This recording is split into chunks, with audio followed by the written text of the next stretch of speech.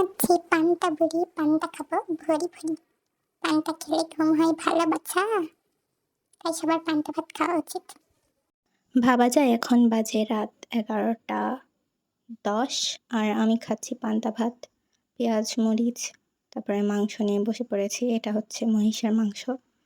মানে আপনারাও ট্রাই করে দেখবেন, জাস্ট অমৃত লাগছিল।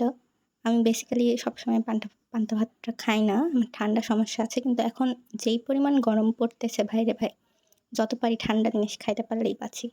এরপরে আমি খেয়েছিলাম নারকেল। এটা হচ্ছে আমাদের গাছের নারকেল। আর দুপুরে ছিল পোলাও, তারপরে মাংস, আর ছিল বেগুন ভাজা। এই দুপুরে তো একদম পেট ফুল করে খাওয়া-দাওয়া হয়েছে আজকে, শুক্রবার বলে কথা। আর এটা হচ্ছে আমার খালাদের গাছের মালটা। আসলে গাছ মানে গ্রামে যাদের বাড়ি, তাদের অনেক রকমের গাছ থাকে এবং আমরা টাটকা, টাটকা ফল খেতে পারি। এই বিষয়টা আমার কাছে খুবই ভালো লাগে। আর মালটাটা একটু টক ছিল, বাট অনেক ভালো ছিল খেতে।